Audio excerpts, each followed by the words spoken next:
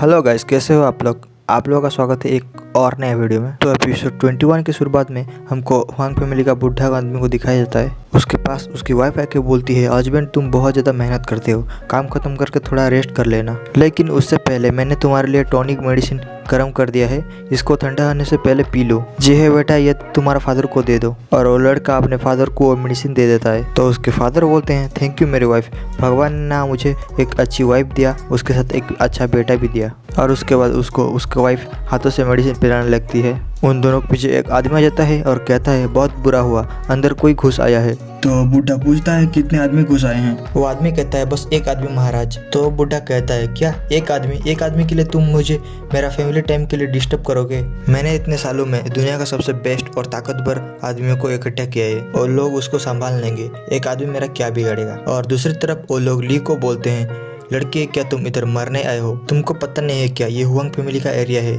तुमको पता है चेन्नई भी मुझसे फाइट करने से डरता है। और उधर जितने भी लोग थे सारे लोग ली के ऊपर कूद जाते हैं। बाहर से पिटने का आवाज आता रहता है। तो उसकी वाइफ पूछती है, बाहर क्या चल रहा होगा? तो बूढ़ा कहता है, बाहर से कोई हमारे एरिया में घुसने की कोशिश करेगा तो मेरे ताकतवर योद्धा उसको खत्म कर डालेंगे। अब तक तो मेरे ताकतवर योद्धा उसको मार भी दिए होंगे। उसके बाद उसकी वाइफ पूछती है, क्या तुम नया महारानी का भी ऐसा ही हाल करोगे? तो बूढ़ा कहता है, तुम महारानी की बात कर रहे हो, मैं तो विद्रोही सेना को भी खत्म कर डालूंगा। उसकी वाइफ बोलती है, धीरे बोलो, विद्रोही सेना का लीडर इस शहर में ही है। तो बूढ़ा कहता है, तुम बहुत चिंता कर रहे हो, उसको विद्रोही सेना छोड़े हुए 1 साल हो चुका है, अब तक तो वो खत्म भी हो चुका होगा। और अचानक से उनके साइड वाला दीवार टूट जाता है और उनके सामने बहुत सारे सैनिक आके गिरते हैं। तो बूढ़ा चौंकते हुए बोलता है, ओ माय गॉड, तुमने इतने सारे दुनिया के ताकतवर योद्धा को अकेले ही खत्म कर दिया। ली उनके सामने खड़ा हो जाता है और बोलता है, जल्दी से बताओ तुम क्या बना रहे हो, और अब मुझे ये मत बताना कि तुम एटॉमिक बम बना रहे हो। और अचानक से ली के ऊपर एक बड़ा सा हाथ आता है और उधर एक एक्सप्लोजन होता है, लेकिन ली वो एक्सप्लोजन से आराम से बच जाता है। तो अल्ट्रा बूढ़ा कहता है, लिटरली मैंने मेरा 30% एनर्जी यूज किया था, लेकिन ये लड़का कैसे बच गया? नो डाउट इसका मार्शल आर्ट कल्टिवेशन बहुत अच्छा है। ली कहता है, अरे वो बूढ़ा आदमी, तुम अब मरने वाले हो, तुम चाहो तो रिटायर्ड ले लो और घर जाके रिटायर्ड का मजा लो। तुम्हारा हालत देख के ऐसा लगता है तुम राजधानी में अच्छे से दौड़ भी नहीं पाओगे। अल्ट्रा बूढ़ा कहता है, क्या तुमको महारानी ने बेचा है? तुम्हारा महारानी के साथ क्या रिश्ता है? ली कहता है, महारानी का रिश्ता और मेरे साथ, तुमको पता है महारानी मेरे ऊपर मरते हैं। एल्डर बूढ़ा कहता है, क्या महारानी तुम्हारे ऊपर मरते हैं? क्या नॉनसेंस आप बात करता है ये लड़का, क्या मुझे ये डिस्ट्रैक्ट करने की कोशिश कर रहा है? ली अपने मिडिल फिंगर दिखाता है और कहता है, तुम्हारा बकवास बंद करो और मुझे दिखाओ तुमको क्या मिला। एल्डर बूढ़ा कहता है, मैंने तुमको अंडर एस्टिमेट किया, तुम क्या सोच रहे हो ये मेरा असली शक्ति है? मैंने मेरा खतरनाक शक्ति मेरे अंदर सील करके रखा है और अब टाइम आ गया है उस सील को खोलने का। ली कहता है, बकवास, तुम क्या सोचते हो तुम इस यूनिवर्स का किंग हो? मैं तुमको दिखाऊंगा कोई तुमसे भी ज्यादा ताकतवर है, तुम बिल्कुल चेन्नई जैसे हो। चेन्नई को दिखाया जाता है और वो कहता है, पता नहीं क्यों जब से मैं यमन के सैनिक बना हूँ तब से मुझे जुकाम हो गया है। तो यूनिक कहता है, मुझे भी लॉर्ड चेन्नई जैसा स्ट्रॉन्ग आदमी बनना है। उधर वो एल्डर बूढ़ा अपना पूरा शक्ति का इस्तेमाल करता है और बहुत बड़ा और ताकतवर बन जाता है। और वो कहता है, अब तुम्हें पता चलेगा तुम्हारा पावर और मेरे पावर में क्या फर्क है। दूसरा बूढ़ा कहता है, अब तुमको पता चला हुआंग फैमिली का पावर क्या है, तुम अकेले हमारा क्या बिगाड़ोगे। ली उस एल्डर बूढ़ा को एक घुसा मारता है और वो एल्डर बूढ़ा शक्तिमान की तरह गोल गोल घूम के छत को फाड़ते हुए किधर उड़ जाता है। दूसरा बूढ़ा यह देख के शौक में पड़ जाता है। ली कहता है, तुम क्या बोल रहे थे, जरा फिर से बोलना। और इधर एपिसोड 21 खत्म होता है। एपिसोड 22 शुरू होता है और वो बूढ़ा और उसकी बुढ़ी कहते हैं, आपने उस बूढ़े को मार के बहुत अच्छा किया, वो बूढ़ा उसी के लायक था। ली कहता है, अपने घुटने पर बैठ जाओ। और बूढ़ा कहता है, क्या कहा तुमने? ली कहता है, मैंने तुमको एक बार बोला ना घुटने पर बैठ जाओ, तुम लोग मुझसे खड़े होकर बात करने के लायक नहीं हो। तो दोनों घुटने पर बैठ जाते हैं और कहते हैं, हमसे कोई भूल हुआ है तो आप हमको माफ कर देना। ली कहता है, तुम्हारे हुआंग फैमिली के लोग रास्ते पे मासूम लोगों को परेशान करते हैं। तो बूढ़ा कहता है, कल से हमारे लोग बाहर दिखेंगे भी नहीं। हाँ, और एक बात, हुआंग फैमिली के तरफ से आपका और महारानी का रिश्ता को फुल सपोर्ट रहेगा। ली अपने मन में कहता है, महारानी के साथ मैं क्या करूंगा, मेरा तो पहले एक वाइफ है। और उसके बाद ली वहाँ से चलने लगता है और कहता है, मैंने जो कहा तुम्हारे दिमाग में अच्छे से बैठा लेना। ली के जाने के बाद वो बूढ़ा चिल्ला के कहता है, तुम बस एक महारानी के कुत्ते हो, अगर मैं तुमको फिर से देखा तो मैं तुमको उधर ही खत्म कर डालूंगा। उनके सामने एक बड़ा सा चीज आके गिरता है। तो बूढ़ा अपना सर पटक के कहता है, मुझे माफ कर दीजिए, मैंने तो कुछ भी नहीं कहा। और उधर वो एल्डर बूढ़ा गिरा होता है और हेल्प हेल्प बोल रहा होता है। सीन चेंज होता है और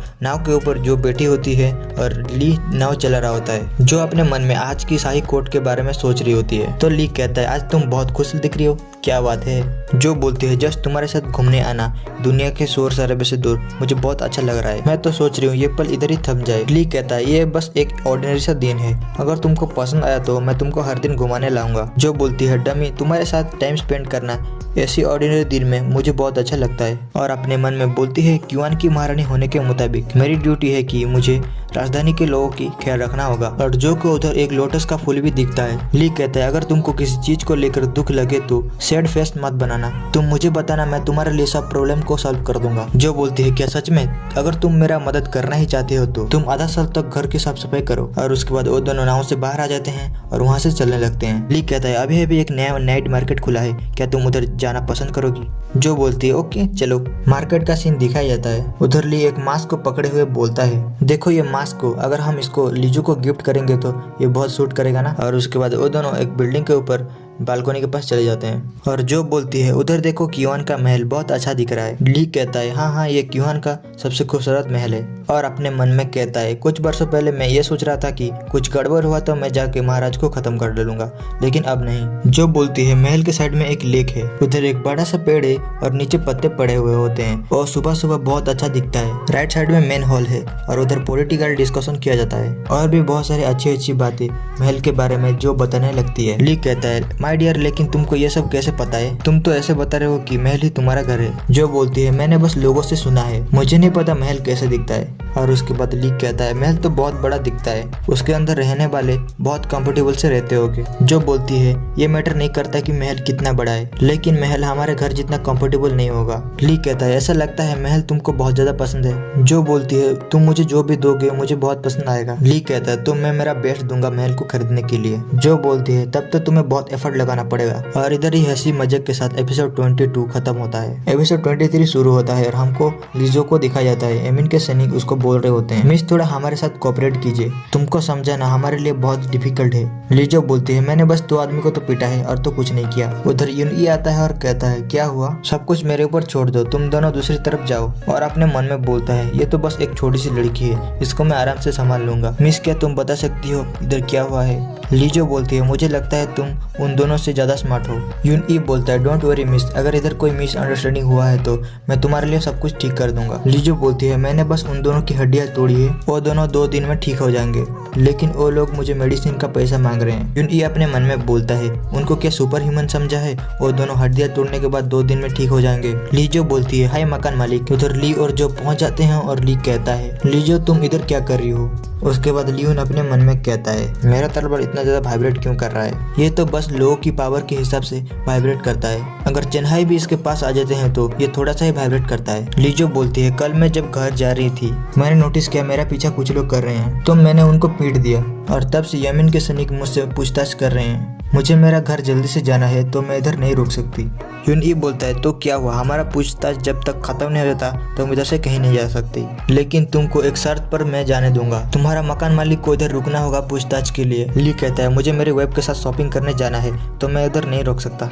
और ली उधर से चलने लगता है तो पीछे से यूनई अपने मन में कहता है आई एम सॉरी लेकिन मेरा हमेशा से एक सपना है कि मुझे तुम्हारे जैसा शक्तिशाली आदमी से फाइट करना है, तो मैं तुम्हें यहाँ से जाने नहीं दे सकता। और अपना तलवार निकालता है और कहता है अब तो बराबर का मैच होगा। ली कुछ भी नहीं करता है, बस यूनई की तरफ देखता है और यूनई को ऐसा लगता है कि वो खत्म हो गया, उसका पसीना निकलने लगता है और वो नीचे बैठ जाता है। और वो कहता है ये कैसे पॉसिबल हो सकता है, 1 सेकंड के लिए मुझे ऐसा लगा कि मैं मर गया, उसका ऑरा इतना स्ट्रांग है कि मेरा तलवार ही टूट गया। वाह क्या इंटरेस्टिंग मैच था। सीन चेंज होता है और जो बोलती है अरे तुमने तो कहा था तुम्हारे एंसेस्टर और रिलेटिव के शांति के लिए प्रे करने जाना है। लीजो बोलती है हाँ आज क्वीन मीनिंग फेस्टिवल है, क्वीन मीनिंग फेस्टिवल के दिन मरे हुए लोगों की शांति के लिए प्रे करा जाता है। ली कहता है मुझे एक क्वीन फेस्टिवल को देख के एक कविता का याद आ गया, बादल छुपा रहा है बेरंग बूंदों को। पीछे से एक आदमी आ जाता है और कहता है ये बहुत अच्छा था, तुमने जो कविता बोला ये बहुत फेमस है। ली कहता है तुम क्या कॉफिन बेचते हो। वो आदमी कहता है तुम्हारे पास जितने ज्यादा स्किल होगे तुम्हारे लिए उतने ही ज्यादा दरवाजे खुल जाएंगे, तुम्हारे पास क्या एक और पोएम है। ली कहता है रोड पे आने जाने वाले जीवनहीन दिखते हैं। ये कैसा था बताओ तो? वो आदमी कहता है इंटरेस्टिंग। एक आदमी अपने स्टाइल में किंग फेस्टिवल मना रहा होता है तो ली और जो उसको देख रहे होते हैं। कुछ समय देखने के बाद ली कहता है तुम्हारा डांस को देखने के बाद कोई भूत इधर तो नहीं चला आएगा। और लड़का कहता है हमारा क्यूमिंग सेरेमनी सेलिब्रेट करने का तरीका दूसरे लोगों से बहुत ज्यादा अलग है। ली कहता है जो को कि तुम्हारा ऐसा कोई नहीं है जिसके शांति के लिए तुम प्रे कर सको। जो बोलती है नहीं ऐसा कोई नहीं है, और अपने मन में बोलती है मेरा जन्म इंपीरियल कोर्ट में हुआ था तो मैं अपने रिश्तेदारों से बहुत दूर रही। उसके बाद ली कहता है तुम बहुत अच्छी दिखती हो जब तुम स्माइल करती हो। अगर मैं एक दिन मर जाऊंगी तो तुम मेरे लिए डिलीशियस खाना बनाओगी ना? जो बोलती है नहीं। ली कहता है क्या? जो बोलती है मैं तुमको मरने ही नहीं दूंगा। सीन चेंज होता है और हमको दिखा जाता है वांग फैमिली के अंदर। और बूढ़ा कहता है तुम लैंगयून से के हेड हो राइट? हमको राजधानी के अंदर सबसे पावरफुल आदमी को ढूंढना है, इसमें हमको तुम्हारा मदद चाहिए। वो आदमी कहता है डोंट वरी, ये सब ऐसे करना होगा जैसे कि महारानी को कुछ भी पता न चले राइट? मैं तुम्हारा मदद करूंगा लेकिन उससे पहले मुझे किसी को ढूंढना है। और बूढ़ा कहता है तुम्हारे पास कोई प्लान है? वो आदमी कहता है हाँ मेरे पास है। और बूढ़ा कहता है तुम्हारे पास जो कॉफिन है उसमें क्या तुम विद्रोह का लीडर को डालोगे? वो आदमी कहता है इसको तो मैं बेचने लाया था लेकिन इसको कोई खरीदा नहीं। और इधर एपिसोड 23 खत्म होता है। मैं तुमको मिलता हूँ अगले वीडियो में, तब तक के लिए बाय बाय।